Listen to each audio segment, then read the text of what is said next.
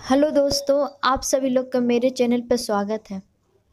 जब से ऐतिहासिक फिल्म पद्मावती बनी है, तब से राजस्थान के इतिहास को लेकर लोगों में काफ़ी दिलचस्पी जाग उठी है।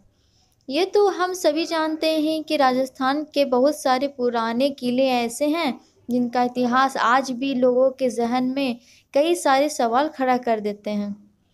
आज हम आपको राजस्थान के एक ऐसे ही किले के बारे में बताने वाले हैं जिसके इतिहास को जानने के बाद लोग इसे शायद सदियों तक भुला नहीं पाएंगे। हम बात कर रहे हैं राजस्थान के चित्तौड़गढ़ किले के, जिसे देखने के लिए पूरे वर्ष दूर दूर से लोग आते हैं, क्योंकि इसकी बनावटी इतनी खूबसूरत है कि विदेश तक इसे किले की बनावट एवं खूबसूरती का जिक्र होता है। तो आइए दोस्तों जानते हैं रानी पद्मावत के जौहर कुंड का रहस्य।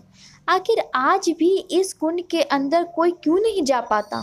इतिहासकारों के मुताबिक इस जौहर कुंड को हॉन्टेड यानी कि भूतिया नकारात्मक शक्तियों से युक्त माना जाता है, जिसके पीछे एक बड़ी कहानी है जो कि प्यार, दुश्मनी और एक बड़े बलिदान के बयां करती है। चित्तौड़गढ़ का किला जो अपनी खूबसूरती और भव्यता के लिए जाना जाता है, साथ ही यह शहर रानी पद्मावत के बलिदान के लिए भी जाना जाता है।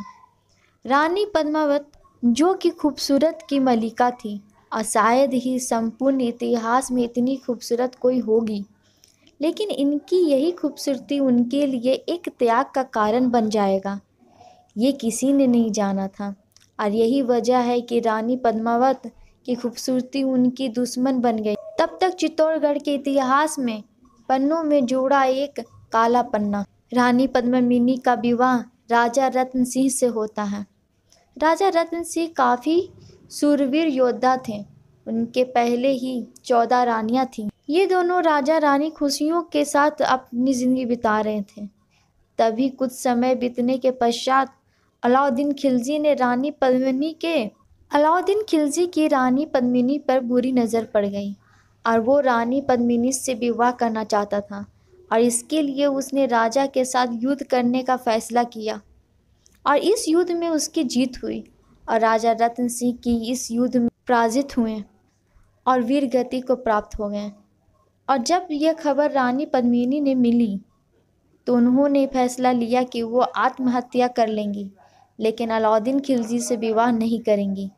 इसलिए राजा ने शहीद होने की खबर सुनने के बाद राजा के सभी रानियां एवं अन्य सैनिकों की पत्नियां भी रानी पद्मिनी की अगुवाई में जौहर कुंड के ओर बढ़ गईं।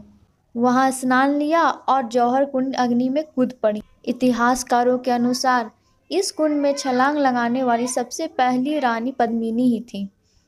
उनके बाद एक एक करके राजा के सभी रानियां एवं शहीद सैनिकों की पत्नियों ने भी जौहर कुंड में कूदकर अपनी जान दे। रानी पद्मिनी के इस बलिदान के बाद ही राजस्थान में जौहर प्रथा काफ़ी प्रचलित हुई, जो कि ठीक सती प्रथा के तरह ही थी, लेकिन उसका प्रयोग लिया जाता था कि जब कोई राजा अपने शत्रु से युद्ध में शहीद हो जाए और अपनी आन बान एवं सम्मान को बचाने के लिए महल की स्त्रियां अग्निकुंड में खुद को न्यौछावर कर देती थी।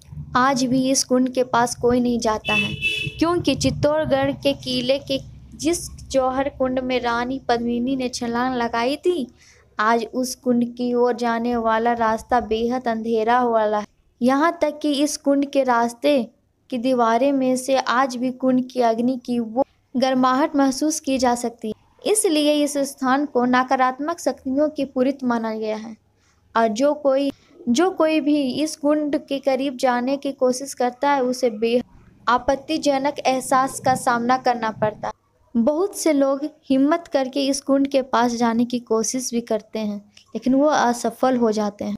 तो बताइए दोस्तों, रानी पद्मावत के जौहर के कुंड का रहस्य आपको जानकर कैसा लगा? अगर हमारा वीडियो आपको अच्छा लगा हो तो हमारे चैनल को लाइक, सब्सक्राइब और शेयर ज़रूर करें।